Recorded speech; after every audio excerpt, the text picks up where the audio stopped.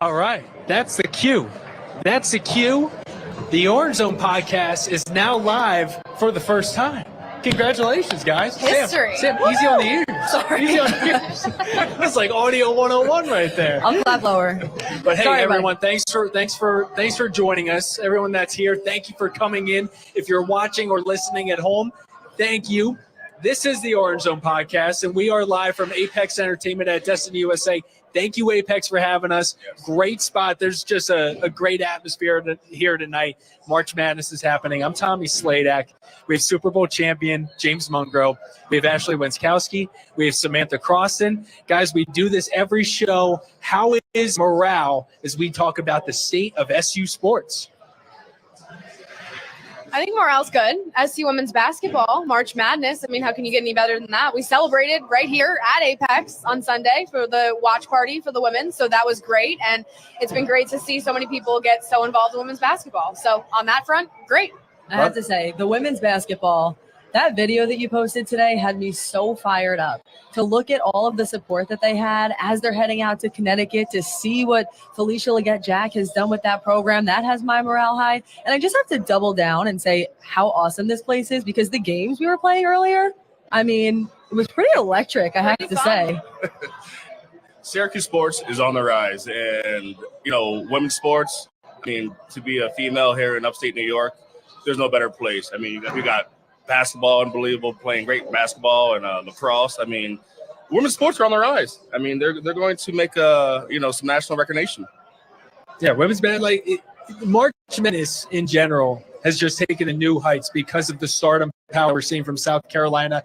Of course, Caitlin Clark at Iowa. But on this episode, we're getting into it all. And thank you, everyone, for coming here. We really appreciate it. And as we are talking about March Madness, who here did a bracket? Can we get a raise of hands out there?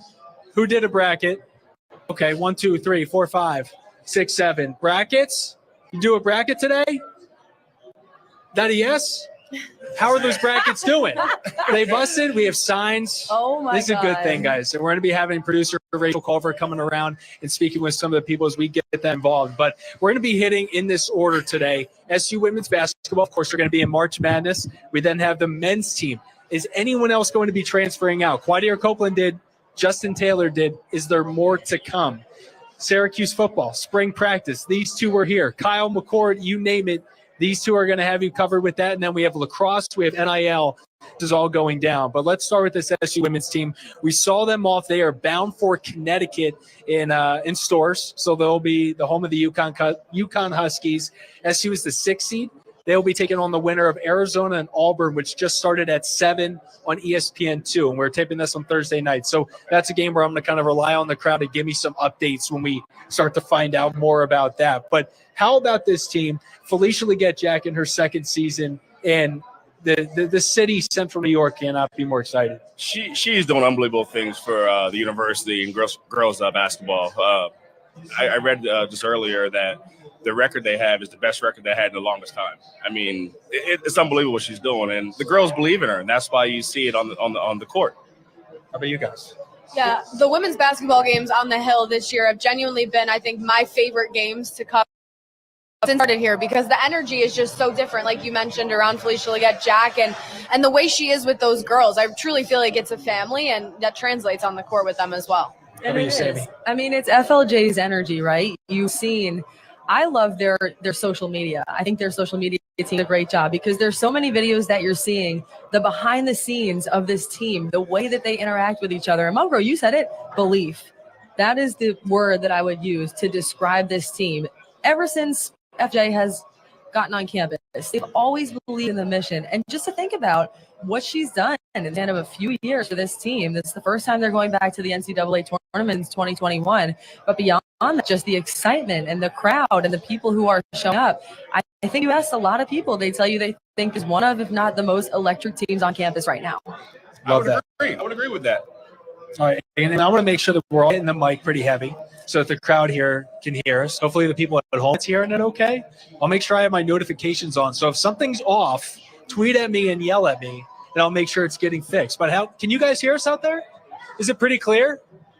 Thumbs up. That's great. That's fantastic. So let's talk about this game. So it's going down at 3:30 on Saturday on ESPN2, Syracuse and winner of Auburn in Arizona. They are the 6th seed.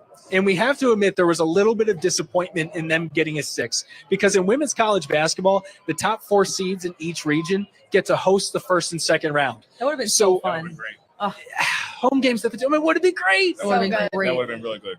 It's not happening though. And they're playing in a very place to play with a fan base that's absolutely insane. And I say that in a respectful way, and that's UConn Husky fans. Because UConn's a 3 seed. I think they could be a team that's a national contender, and Syracuse hypothetically could face them in the second round. Of course, the first round's not easy either, because as the 6th seed, they're facing 2 Power 5 teams. Normally, when you want those, lower seeds, you almost hope that it's a mid-major you're facing. Right. And women's college basketball over the last few years has tended to be more chalk. Has tended to be more the higher seed is winning. So to face UConn in the second round, that's tough. Sam, how do they that's the mindset you need. That's the Syracuse spirit right there. Bring them on. Whoever's in there, whoever's going to be in that bracket, bring them on. That's the end of it. Bring them on. Is that the mindset to win it? That's the way you should win it. That's why you have to go in there. Honestly, I was going to say, to your point, that's definitely FLJ's mindset, right? Because when she was talking, she's saying it doesn't matter who we play. Because keep in mind, that's the other interesting thing about this first round game. Right now, at this direct moment in time, they still don't know who they're playing. That means less time to prepare. That means less time to watch film. But that's the thing. FLJ said, listen, we don't care who we're playing. We're focused on ourselves, each other. There's only so much that you're able to do. A lot of these teams are teams that they probably haven't faced all year or wouldn't be seeing otherwise. At the end of the day, I do think the winning mindset is to just keep it on you, keep it on Syracuse. Yeah, I think it's also worth a mention. They've had a lot of rest. That be a good thing or a bad thing in college basketball. They had an early exit in the ACC tournament. So they've had I think it's going to be almost 2 weeks since they've played a game. Does that help them? Does that hurt them? I don't know. Could go either way. I don't love that, if I'm being honest. The more time that goes by, but at the same time, we've also seen the opposite, right? There's that burnout mentality. Well, that's what I was honestly, hot take. I do love that. Listen, I'm not saying that I wish, obviously, that they would have gotten further in the ACC tournament. That would have been great. They would have been home. That would have been the best case scenario. But the fact that they lost, I feel like it almost kind of relit that spark of, oh my, you know what? It really is win or go home. Like, this is the only opportunity we have to prove to everybody how good we are. Absolutely. And like how you just said, win or go home. You know what I mean? And that's the others. You got to remember too as well. The other school is going to have less time to prepare as well. So I mean, we're in a good spot. I mean, Syracuse women's basketball is in a great spot, and if UConn's next, so be it. Bring UConn on. And by the way, as we're doing this show, we have a rover, and that is our producer, Rachel Culver, who's on the mic. So if you guys have any questions for us, let us know. Raise your hand. You want to be a part of the conversation. We want to hear from you. If not, Rachel might be poking around just seeing if you guys are comfortable, because we do want to hear from you. We want to hear your questions. We want to hear the predictions for SU women. I want it all. Rach, what do you got for us? I'm trying to make friends out here, guys. Yeah? How's it going? I think I'm pretty personable, Yeah. Can I get the names of these two over at the bar right here? The two over at the bar over They were here? waving and I loved it. All right. I just want to get the names if we can get those. We're gonna meet them over here. Can you give me your name? Hi, I'm Julie. I watch you guys all the time, and I was wondering why the men's basketball did not win this year. Great question. Why did men's basketball not win this year? Julie, where are you from, by the way? You're from Syracuse. From Syracuse. And how did you become a Syracuse fan? Do you remember the story? When I was really young, I used to go to the Dome and watch all you guys' games there. Okay. And also my sister works up there now. That's fantastic. She's at the Dome. She works up at the Chandler's office up by the Dome. Oh, that's a great connection to have. Yeah. That's a great connection. What do you think of the SU women with what they've been able to do this year? Are you happy for them? I'm happy for them too. And I hope they win them all, go all the way. And Julie, who'd you bring with you today? This is my boyfriend, Rob. Robert, how's it going, man? Good. How y'all going? Doing well. Thanks for coming out to Apex tonight. I really appreciate it. Are you an Orange fan as well? No, I'm a North Carolina fan. Oh man! Oh man! We got Tar Heel Blue because our producer Rachel right next to you. She's North Carolina as well. But hey, I appreciate you guys coming out. And Julie, let's talk about your question. Let's talk about this SU men's team, guys. Yeah. The Orange did not make the tournament for a third year in a row. Why is that? Ashley, I'm going to start with you on your take. You know I have some thoughts on that. Oh, I know you have some thoughts. You know I unleash on you downstairs at work. I think it's a loaded question. I think there's a couple different parts. First of all, it was a down year for the ACC as a whole, right? So their field of play, I don't know exactly where their strength of schedule was rated, but their wins were lesser ranked than some other teams that were competing for March Madness. There's that. Then there's the part where it was a young team, and that was something that Adrian Autry said all season long. It was a team comprised almost entirely of sophomores. Mm-hmm. With a team full of sophomores, you're going to have some ebbs and flows. You know, when you get into that tough part of the season in January, February, it's hard when you go through those losing stretches. They also were dealing with the loss of a teammate, Benny Williams, when he was dismissed from the team in, I believe, early February, if I'm right on that. Maybe late January? Maybe like somewhere around that time. So I think it was a lot of moving parts. I think Adrian Autry, in my opinion, did a great job in his first year as head coach. I mean, 20 wins. I think anybody would have signed up for that. If you would have said Adrian Autry is going to win 20 games in his first year as head coach, you would have checked the box. But I think it was just a young team that never really fully gelled and dealt with some issues along the way. And I think that you look back at some of those games, some of those tough losses, like a Boston College, where you're like, man, if they would have just eked out that game, that would have been, the difference. And I think in terms of the selection committee and why they really didn't push over the bubble, I think it was scoring margin. They didn't win games by big enough scoring margins, and they almost lost too many close games as well. How about you, Sammy C? Yeah, I mean, you got something to say. I always have something to say. First of all, I have to say I miss Moen. Moen, I miss you. Yeah, it's I wish Moen's birthday this week. Happy birthday, Lawrence. Happy birthday. Okay, poetry. cool. What's up, Andy? How are you, man? But listen, I think that at this point, yes, the culture is a part of it, right? You have a new head coach. That's something that you have to consider. There was some drama. They did not save the drama for your mama. It was there. It was out there for the public to see. There were some issues as far as that was concerned. And honestly, since you really gave and listed out all the reasons of why didn't they get in this year, my mind goes right to how hard is it going to be to do that next year? We've already seen a couple of people transferring out. And honestly, all I've had on my mind this entire week is just how different college basketball and college athletics has been. I know we'll get into that later on in the show, but thinking about name, image, and likeness in the transfer portal, you've already seen Justin Taylor, you've already seen Quadir Copeland, Benny Williams, transferring out. How is that going to change things? And how hard is it going to be moving forward to retain players? That's the question. James, hit me with it, man. It takes time. Rome wasn't built in a day. They have a great coach up there. They have good players. Team chemistry. That's what it's about, team chemistry. And, by having this, first year down underneath their belt, next year I think they'll make a big jump. So, as the ACC gets hotter and gets more competitive, the Syracuse will be right there. It just takes a little bit of time. I mean, just stay a little patient, and Coach Red will get them right. I like that. Julie, I'm going to keep it simple for you for what I think. They needed a center.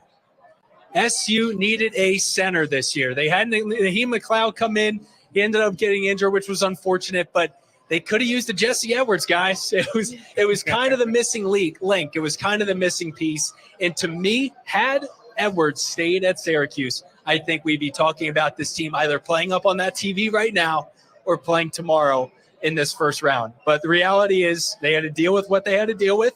They had injuries. And shout out Malik Brown, because I think he filled that role as best he could for being undersized, because there was a few games there where you truly didn't notice that he was probably 3 to 4 inches or however many pounds lighter. Yeah. Absolutely. Oh, yeah, he was awesome. He really stepped up 100%. And I agree. To your point, you could feel it, especially in some games more than others, that they didn't have that center. And I always thought about that. If Jesse Edwards had stayed, how different would this year have been? Or not, but you wonder. Something I do think, though, things would have been different if we could have beat Clemson. If we just could have beat Clemson. I mean, that's one thing that I just couldn't swallow good at all, by no means. Would have had some momentum, wouldn't we? Yes. Stung a little bit worse that Joe Girard was on the other side of it, didn't it? Yeah, that made it even worse. Even worse. I mean, it was just like, are you serious? Yeah. At the Dome, in front of his home crowd, Yep. like, lighten us up. Yeah. Lighten us up, quick. That indeed. Rachel, I'm going to have you keep me posted. You find any questions, find any people to talk to you, just give me a holler. You give me the wave. But, guys, let's stay on this SU men's team. Let's talk about it, because Quadir Copeland is left. Justin Taylor has left. Is it going to be more? That's been one of the biggest questions that's been asked about me. I think I had it asked about me today 4 times. And the answer is, as hard as it is I don't know. Do I think it's somewhat of a positive that it was only those 2 on that first day? Yes. Because I'm a numbers guy. I'm math. And the more days that go by, the less of a chance that they have more people leaving. Right. And I think the top of the list is Judah Mintz. Yep. Judah Mintz has been the name that's been swirling. Is he staying? Is he going? He was someone that was close with Benny Williams. And the reality is it's the future for Judah stretches pretty wide because there's people curious if he leaves for another school, if he's staying at Syracuse, or if he tries to go pro. Because we have to remember, this was a player that as a freshman did declare for the NBA draft, a feel for it, and ended up pulling back after getting the feedback. And ultimately, that's the biggest question now is, does he do that again? And one of the things I think that a lot of people in the scouting report wanted him to work on was that 3-point shooting. We didn't really see too much of an improvement with that.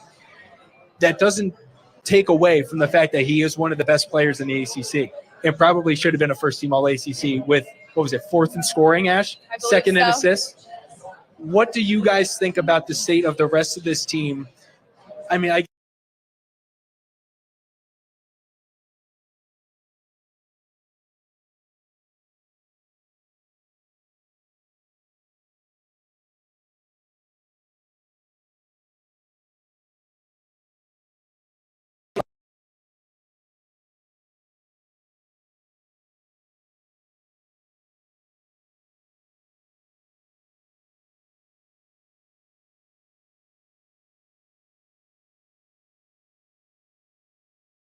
That stung because he was that energetic guy. He was that chemistry player. I felt like in the toughest of moments, he was bringing everybody together. On the bench, he would be hyping everybody up.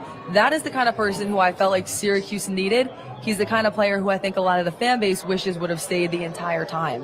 And I think he's a perfect example. Again, we'll get into that a little bit later on with NIL and the transfer portal, but he's the perfect example of college athletics these days because I feel like he is someone that really loved being orange. Quadir, you can correct me if I'm wrong, but I feel like he loved playing for Syracuse, and it was just, he can find a better opportunity elsewhere and probably find somewhere where he can start, which was always his thing. He was always the 6th man off the bench. Well, I think Judah probably test the waters a little bit and, go through the combine workout and see, where he's rated at and, make a decision from that. But hopefully the young man stays in school and, get better at his skills and stuff like that. Yeah, obviously he's very good now, but I think he has a lot more on the table he could offer for college basketball. Big time. Yeah, I know a lot of folks were bummed about Quadir because I think a lot of people fell in love with the heart and hustle, and he very much kind of felt like that glue on that team this year. That really kept that energy up. So we'll be seeing about that. We've also seen, Jerry McNamara's name floated around there by someone or two about possibly as a name for the Siena job. And I wouldn't be surprised by that at all. End of the day, I think that's someone that's put in his time, put in his work, and is due for a head coaching spot. Whether he decides to stay, I think that was one of the big questions last year, if he would stay on Red Autry's staff, and he decided to. So we'll be keeping tabs on the McNamara situation as well. But we can jump back into basketball when we're talking about the transfer portal and NIL, and we'll hit on the women, of course, at the end of the show. But I can't help it. I want to talk about spring practice. Syracuse football, there's so much hype around this team right now. I want to get into it. Ashley was there.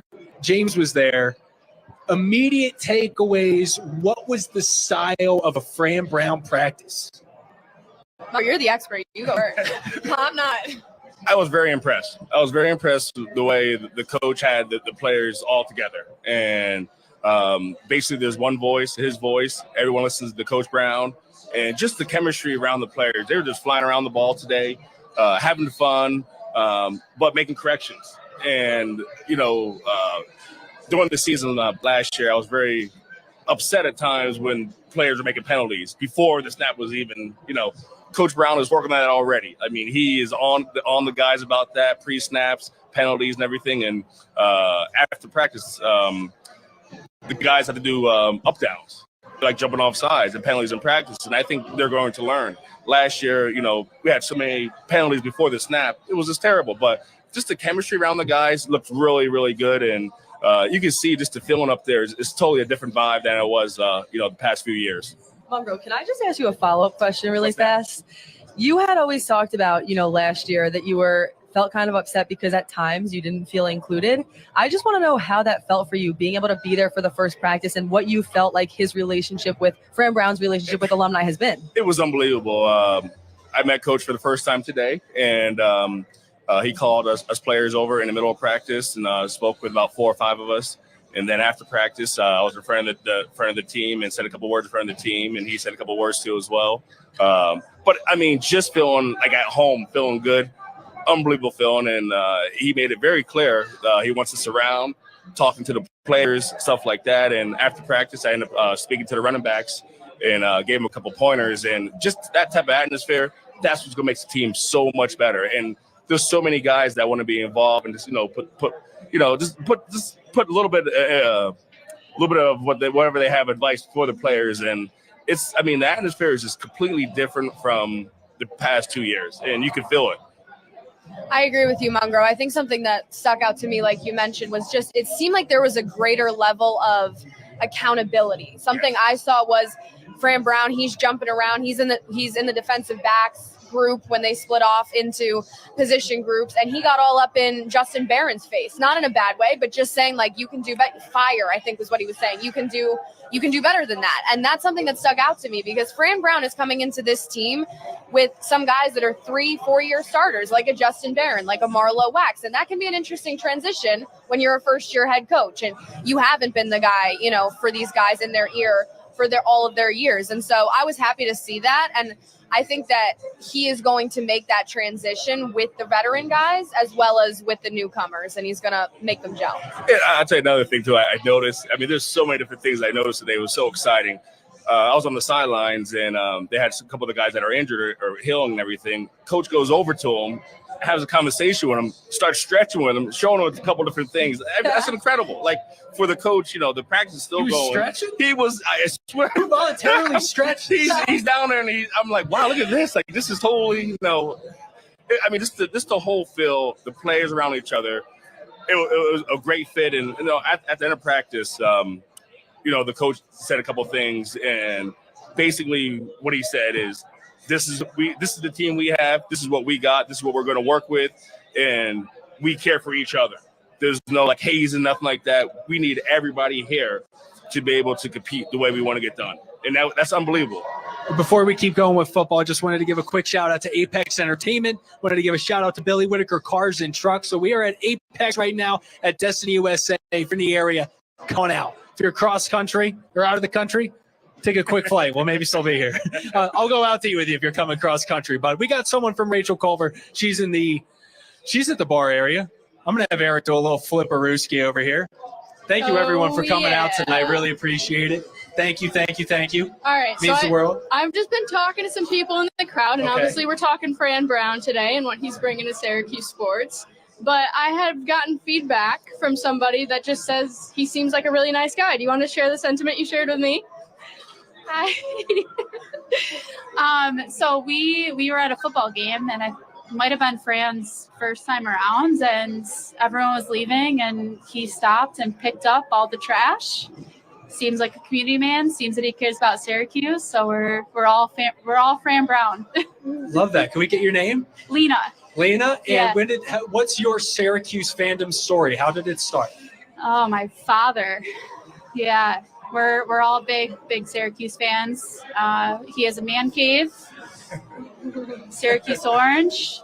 We were gearing up for this weekend, but unfortunately, we only have women to root for. But let's go, girls! But yeah, we're season ticket holders, both football and basketball, and proud to be a Syracuse fan. Love that. Any questions for Lena, guys? How long have you been a season ticket holder for? Oh goodness, probably 10 years.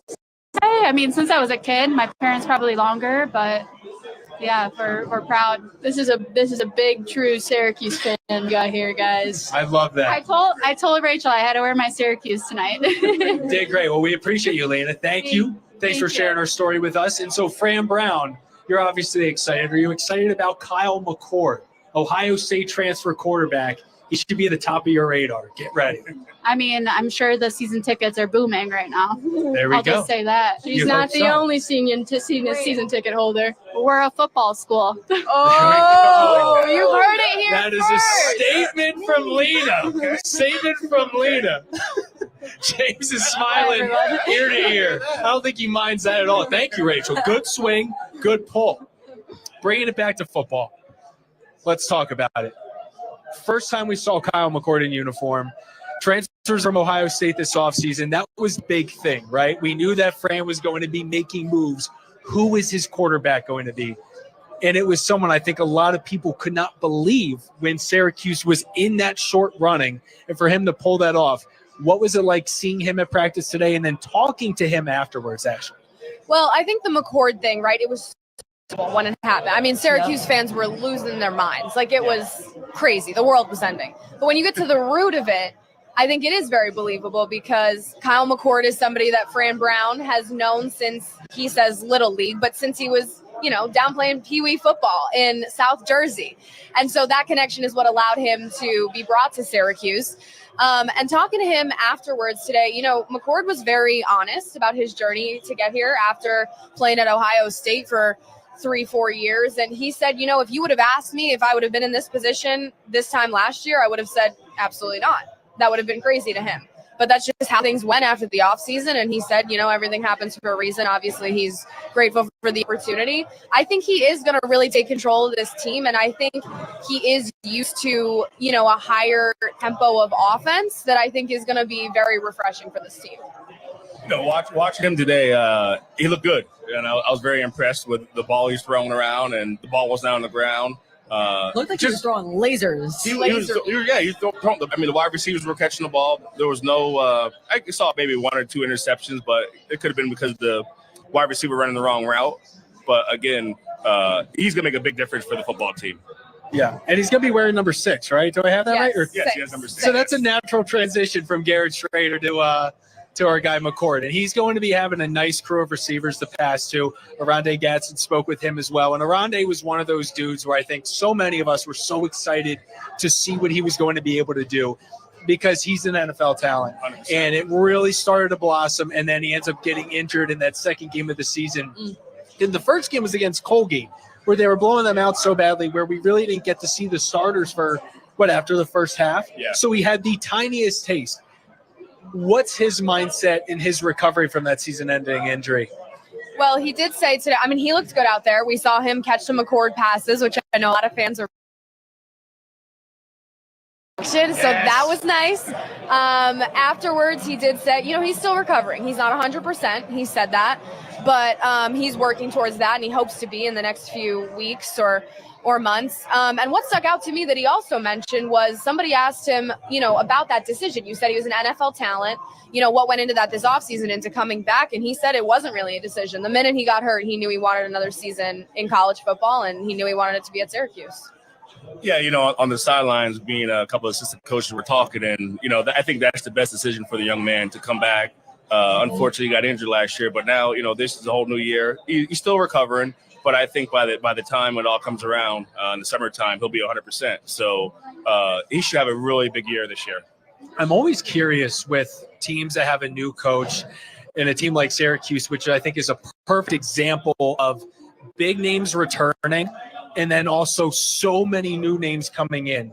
What was the vibe and energy you got from guys that were leaders last year, and do they still feel like they have that leadership role now? Marlo Wax comes to mind. Justin Barron comes to mind. Derek McDonald, LaQuint Allen. Those dudes are still a part of that story. Were you guys able to get a feel for that? I know. Yeah. I think, personally, when I think, because the team wasn't that good the past couple of years, I think Coach Brown is going into it like, listen, this is just an opportunity for everybody. There's no guaranteed jobs. Nobody. We don't have a set running back. We don't have this. We're out there competing. Let me see you guys compete against each other, and then we'll make a decision who's going to be the starters and who's not going to be the starter. So I think right now, everybody's just really competing against each other, and that's the best way to get the best talent out of your guys. Fran Brown said post-game that the leaders that have stuck out to him in terms of the returning guys, like you mentioned, were LaQuint Allen, Derek McDonald, like you said, and Elijah Clark. Cinco. I almost went 3 for 3. Wow. Yeah, and the Camden guys, just to see that connection there too, must be so cool for the coaches and the players too. And another thing too is, coaches look at this other guy step up. You know what I mean? Who else wants to step up? Because, like I said, this is a job opportunity. So other guys that are, we really haven't heard their names at all. I wouldn't be surprised to see another guy stepped up. I mean, the team chemistry, the guys, the way they were talking to each other on the sideline was just unbelievable. It wasn't like that last year when I visit practice. I mean, the guys are loose, coaches loose. The assistant coaches, they're coaching. And that's what I like. The assistant coaches are coaching. You know what else I like? We get to talk to them.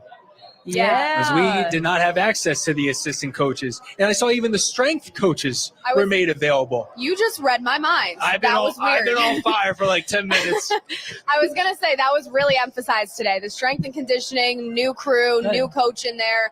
And we got to speak with him after practice. And that was something that they really said. They kind of changed around the whole routine. Aronde gave us a little glimpse into it, said that, they're not doing as much long distance running. They just switched around a few things in the weight room.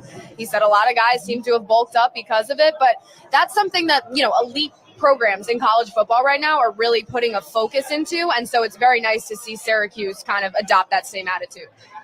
Yeah, I mean, the thing that sticks out to me is when you mentioned it's sort of an interesting vibe because you have people who had started previously, but it's a new coach, and you have people who are hungry because they never got that opportunity. When you say that you're going to get the best out of every single player, I know for a fact that you're absolutely right. I even remember having that experience as a lacrosse player, starting the past year, but a new coach comes in. So now what do? It is a tryout for everybody. Even if you were a starter for the past few years, you want to make a good first impression on this coach, which means that everybody is going to be on their A game because you're all competing against one another. So it sticks out to me the fact that, yes, you have that competition, but from what you tell me and from what you said as well, Ashley, it makes it seem like it's healthy competition. It's competition, but all of these players love each other and really want the best for each other. What else could you ask for other than that? Yeah. And my last note on this, because I know we have to move on to talk about other things. Let Ashley cook. Can you tell me like football? Can you tell me like football? Too early to tell, right? Obviously, it's March. It's too early to say this. But I think, Mungro, and you can tell me if you agree with this, it seems to be depth is something this team really struggled with the last few years. And I would say freshmen on up this year, non-starters, guys that have been 4-year starters, a lot more depth this year. I would agree with that too as well. And again, with the whole new philosophy they have there, the whole new chemistry, it's a learning process. But the guys, for what I saw today, the guys believe in coach already. You know what I mean? And the coach has that respect in the community and with his own guys. Absolutely. He seems fired up too. I got that. Very animated coach. Very much. Which I appreciate that. Dart indeed. Dart. A quick break here just to shout out Apex Entertainment. Shout out our guy John over there. Really appreciate all your help today, John. Is it Bonnie as well? Did I nail that name? Bonnie, thank you too. Great crew here. Great crew at Apex. And I got to give him a shout out because I'm gluten free. You know what I mean? So sometimes going out, I just options get tough. And I come in. And right behind me, splitting the seams, it's just gluten-free options right there. So thank you, John. Thank you to their team. Thank you to Billy Whitaker Cars and Trucks. Just saw Billy at the St. Patrick's Day Parade. He's with the Bishop Ludding crew. So appreciate them for helping make this happen for us and being able to bring you guys just this Syracuse sports talk. I mean, this is so fun. I just had this moment where I looked around. I'm like, thank you guys for coming. This is so cool. So cool. What's next?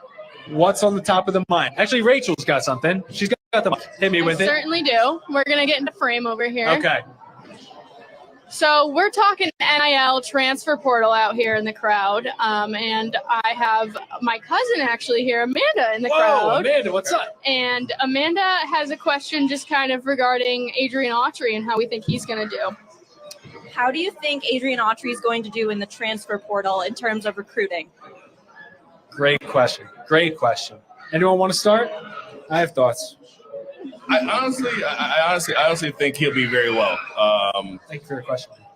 What is that? Keep going. I was just saying. I think he'll do very well. I mean, you also got to remember Syracuse is patent as a powerhouse. Yeah. Just because we had past couple down season, we have a new coach now, and he did unbelievable things already this past year. So all I see is thing rising. He's going to rise to the top, and we'll get other transfers coming into Syracuse. I was just going to say I agree. I think the selling point is very clear. You know what I mean? He won 20 games with a team that had players playing out of position and a ton of injuries. So if you don't have that next year, there's nowhere to go but up. That is the thing, right? It was 20 games, but there's also this, and this going against him. So that, I think, is what I would say if I was in his position is if I have all these other pieces that I didn't have from last year, the sky is the limit to what this team could be. Less but also, distractions. less distractions, more players. Again, Syracuse just does have that brand name, whether it's in the Jim Boeheim era or not. But I think it's such a great question because there is that question of how hard do you want to hit the transfer portal versus how hard do you want to go after recruits? And I understand the fact that there have been mixed opinions on this. I mean, I've been talking to fans all week about this topic, some of who say they feel it's a bummer because they think, is there ever going to be another jersey that goes into the rafters? Are there going to be people who actually stay here for 4 years and people who they can root for? Or is there always going to be the next opportunity? But at the same time, at least, and this is me saying my own opinion, shouldn't the athletes be able to make some money off of the money that they're bringing in and the revenue that they're bringing to schools? I almost feel like that's something that should have happened a long time ago. Quite honestly, I think they should have started that back in 1997. Personally, I bet you do. I'm going to take a guess. Was 1997 your freshman year at Syracuse? Yes, it was Tommy. Thank you. East Stroudsburg legend over here. But Sam, it's funny you say that, right? Is there ever going to be one that stays 4 years and almost leaves their mark? I know he's a rare exception, but the statement Melo made in 1 year is incredible. And so I do believe that can happen again, but that goes back to Amanda's question of, can we bring in those type of players? Melo is Melo, right? Can there be another Melo that's coming in? Donnie Freeman, I'm super excited for. Yep. Probably will be a power forward. Very exciting player. Elijah Moore also coming in, scored 67 the other night. Woo! And the players that go and do that, they normally end up making noise at the next level. But they need another player. And so right now, to me, the focus is, of course, on high school, but they need center. And I feel like the transfer portal is going to be the spot for that. And I'm going to segue into this question. Thank you, Amanda, for that question. Appreciate it. Rachel, you give me a holler for the next one. The NIT. The NIT has been the big talk. Syracuse opted out. Some fans very upset about that. They wanted bonus basketball. Some fans truly didn't care and said, let's get a move on it. Let's get a jump on the transfer portal. Ended up coming out a few days ago that Syracuse was one of 17 teams to turn down the NIT. That's a big chunk for a 32-team tournament. What are your thoughts on it? Should they have played NIT, or are you happy they moved on? Ultimately, to answer it briefly, they should have played in the NIT. Then it kind of started to make sense. The signs, I love the signs in the back. We have great signs right now. But really, I felt like at first when we talked about this a few weeks ago on the Orange Zone podcast, Moten, everybody was saying, well, of course they should play in the NIT. There's no reason why they shouldn't play in the NIT. But I don't know if they actually could have had a fully functioning team. Sure, they could have strung something together, but it wouldn't have been the same level of competition that we're used to seeing. It would have been a lot of things feeling out of sorts. So I don't know. I could see why it was a tough decision, but certainly what you could tell for sure is that something changed just in those 4 or 5 days, because right after the ACC tournament, it was actually Donna DeTota from Syracuse.com who asked Adrian Autry, would you play in the NIT if you were given the opportunity? And he said, I think anytime that you have the chance to get postseason play, you should take it. And they didn't take it. Yeah, I agree with you, Sam. I think we found out why they didn't take it. Right. And I think almost when that happened, when they, decided not to play in the NIT, fans were kind of like, all right, that means some bad transfer portal news is coming. Mm-hmm. So I think it's clear why they didn't. I wish they would have. I think, like you said, anytime you get a chance to play postseason basketball, even if it isn't quite the standard you might have wanted it to be, you take it. But because I just want to double down, because here's my other thing. I know that some people say, the statements that come out say, we just want to make sure that we're focusing on the transfer portal and hitting it and recruiting. Couldn't they still be recruiting anyway? Would that have really taken away from it that much? Maybe. I'm asking. I'm just curious. I think so, personally, because if you're in the NIT, you're thinking about that next team you're playing, you're scouting them. you're practicing. Can you do both? For sure. Is there a difference in dedicating your time to one or the other? I think so.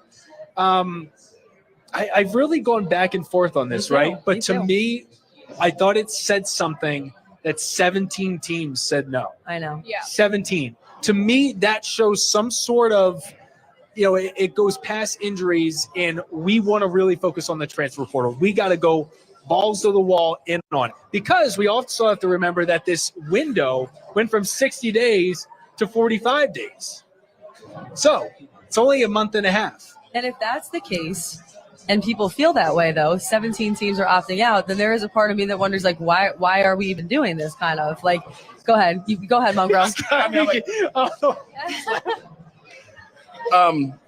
This is what I think of it. Hit me with it. Syracuse basketball, we had 20 wins. We're on the rise, obviously.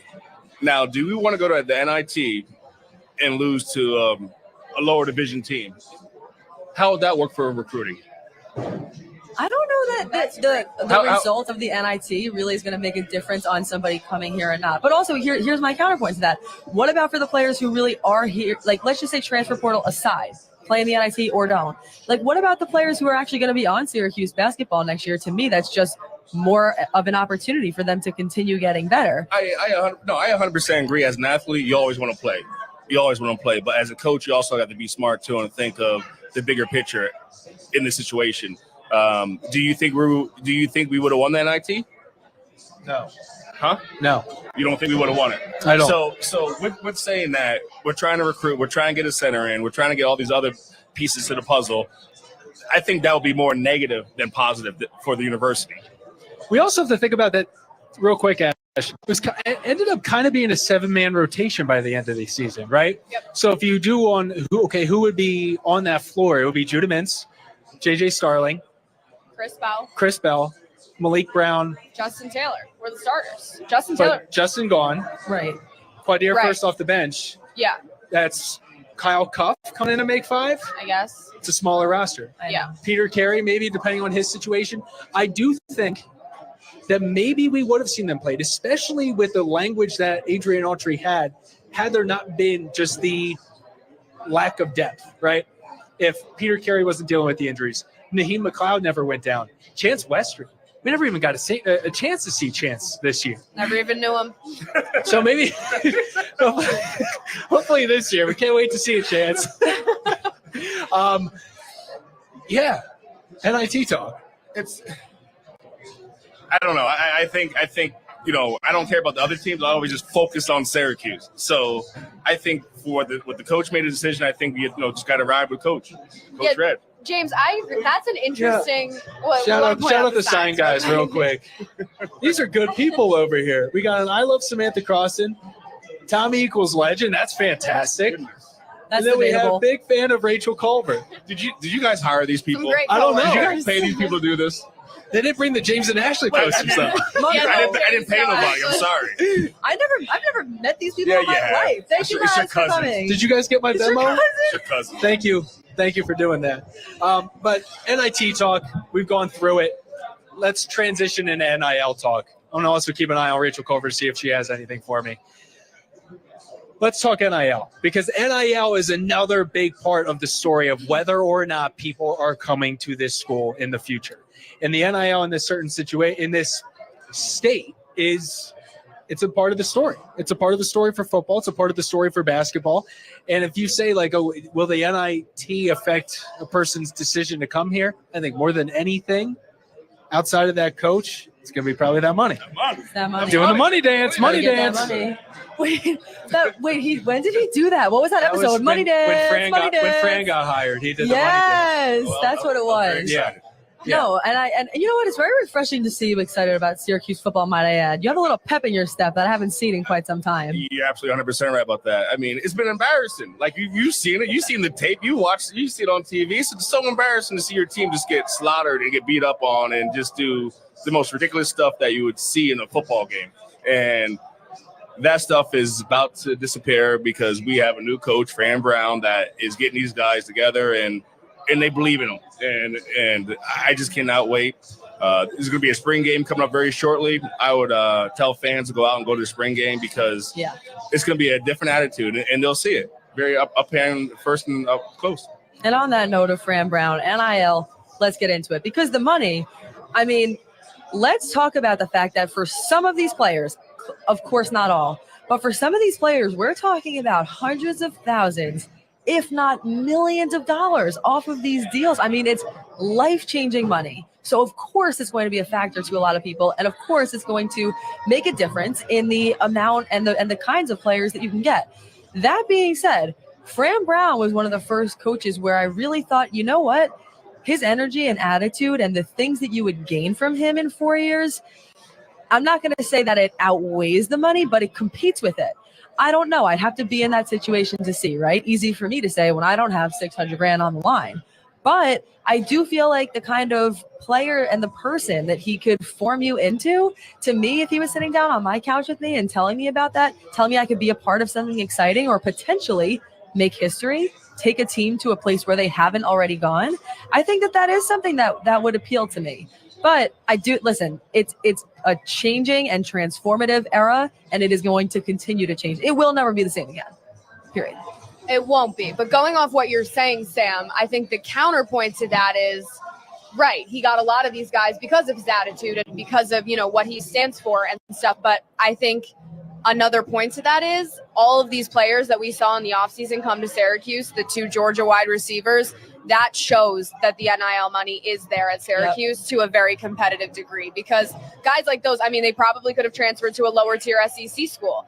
Syracuse is a competitive player in that space, and I think football showed us that this offseason. And I think as we get W's, we get more money. Right. I mean, that's how it all goes. Like, as long as we win, we.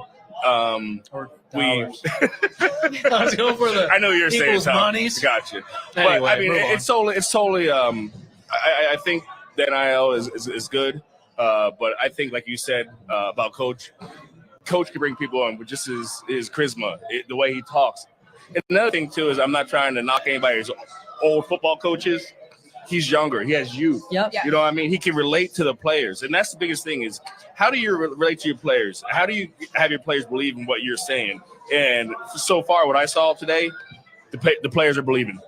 Because that's the issue, right? Is when you're thinking about NIL deals and money and where does that money come from? I'm sure a lot of it is alumni and people who care about the program. So it's like, which comes first? If you're Fran Brown, yes, the more wins you get, the more money you get. But in order to get those wins, in a way, you kind of need some money.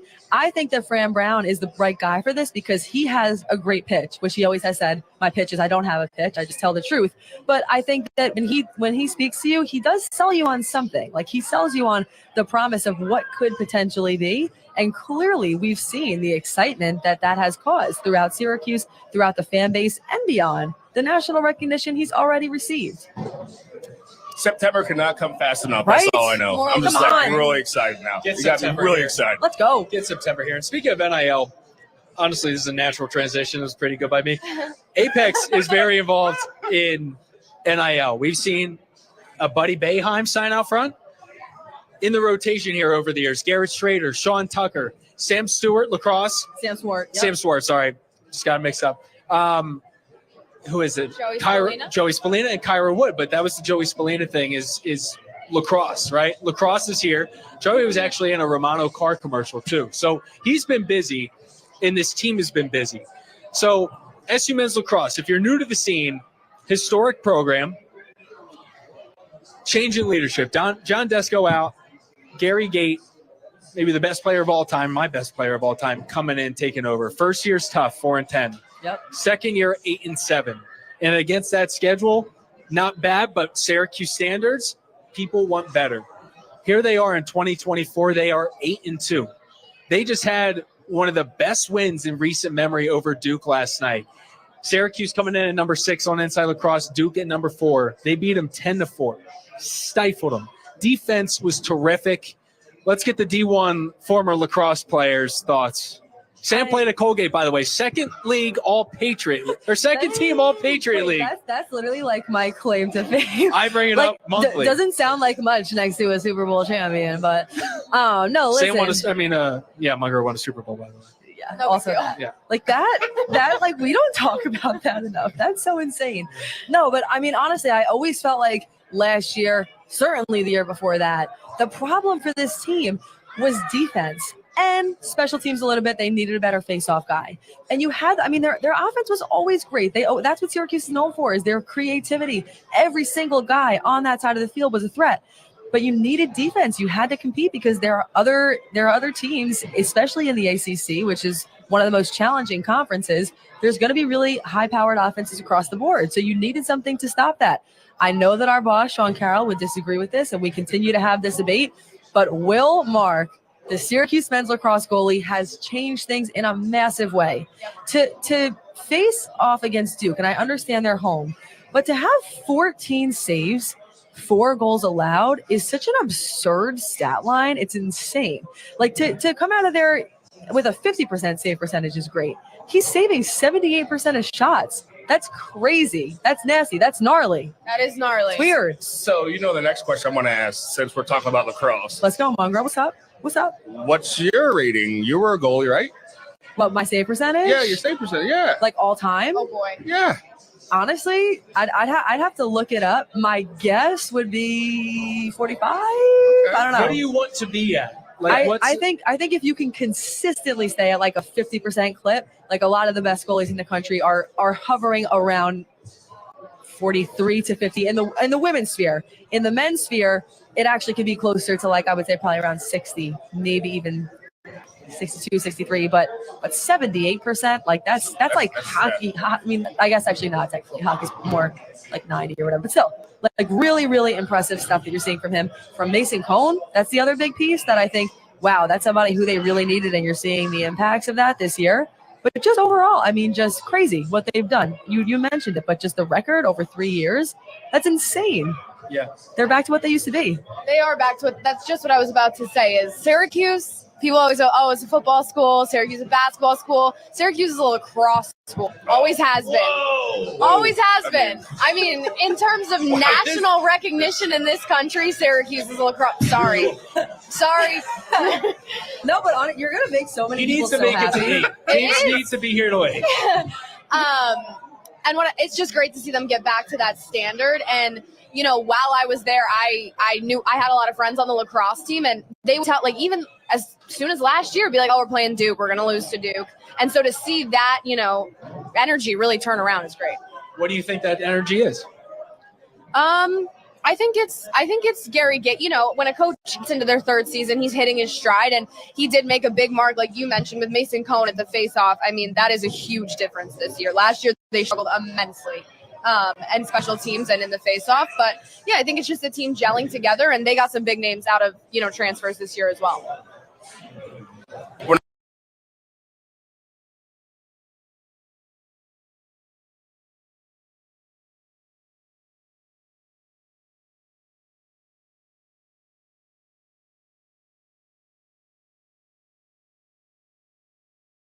They were tearing things up, and for them to get back to those days, and you see Gary Gates doing it now.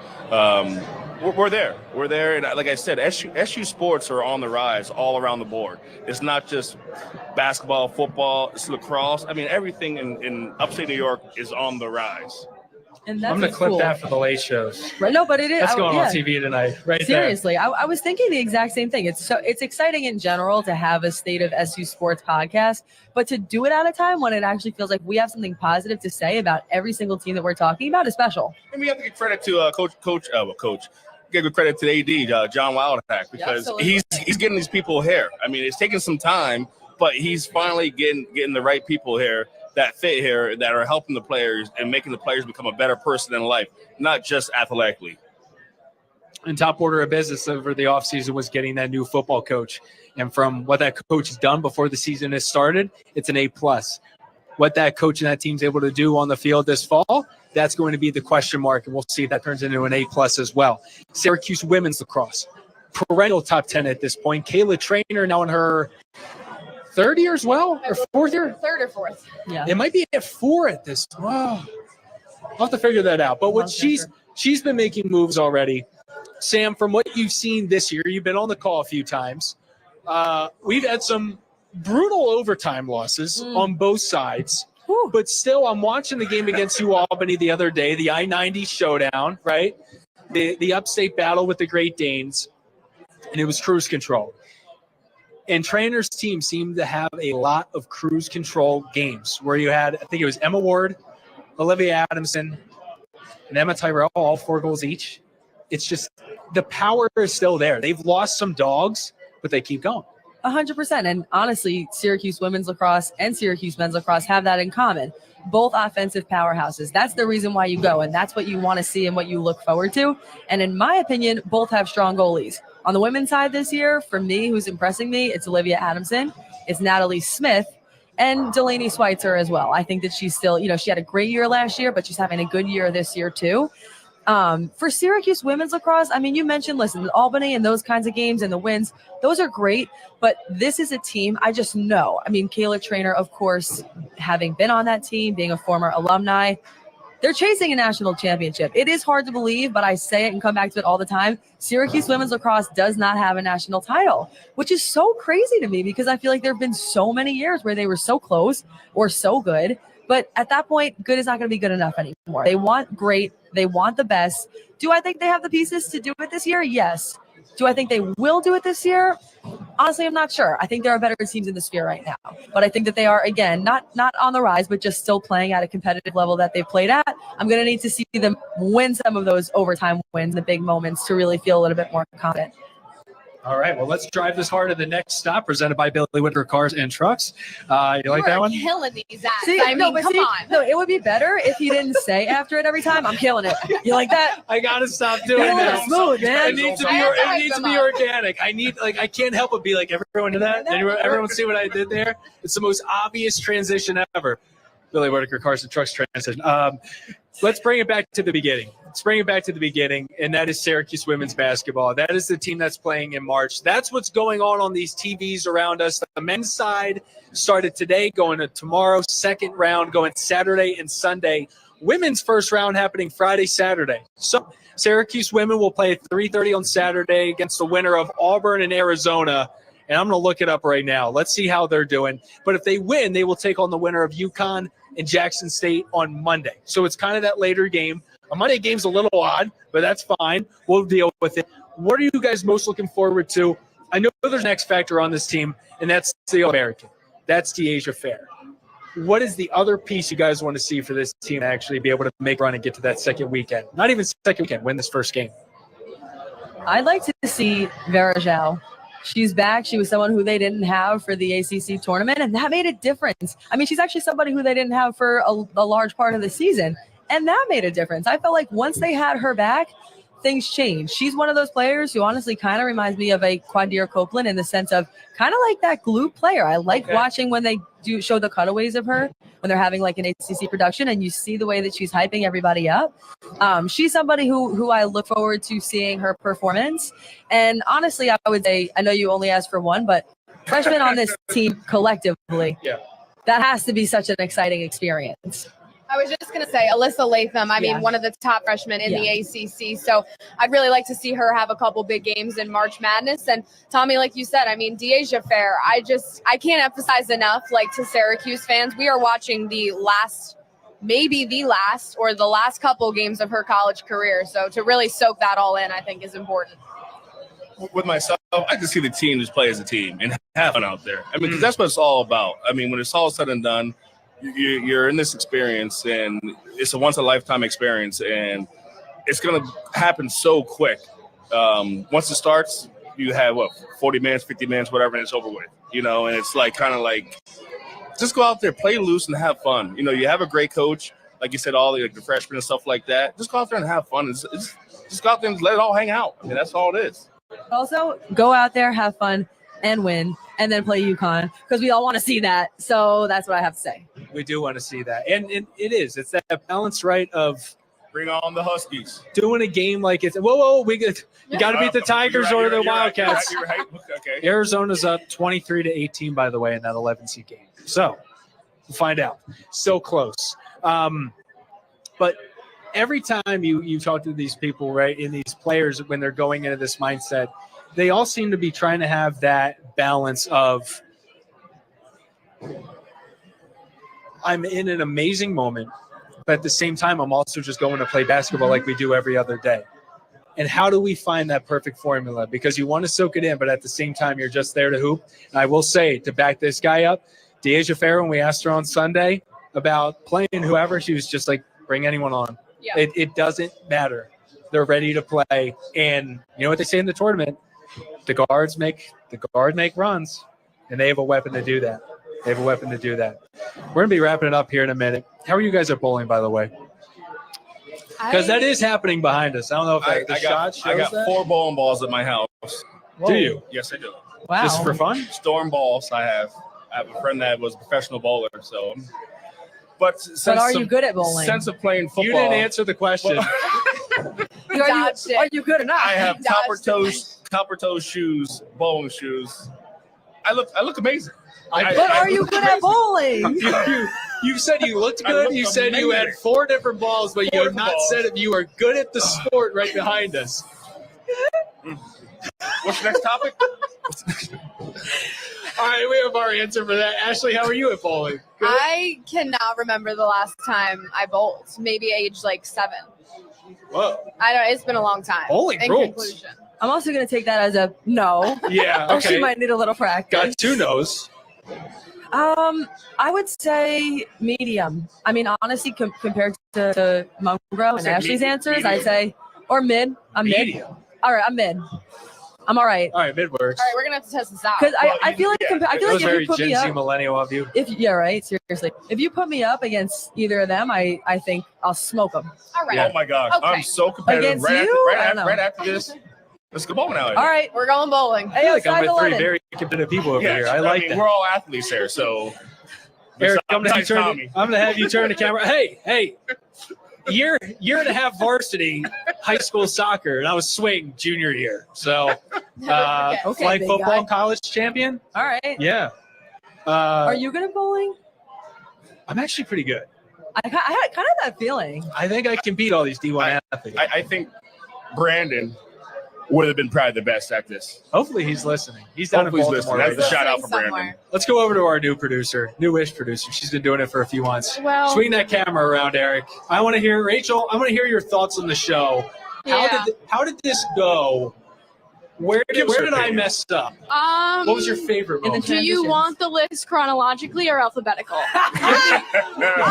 I She's like got it. jokes. yeah. Bring out the notes app and give me all your thoughts. Honestly, whenever I've been pulling out my phone, I've been looking at March Madness scores, so I haven't been taking any notes on any of you. I Okay. thought everybody's done a great job. I've had a lot of fun.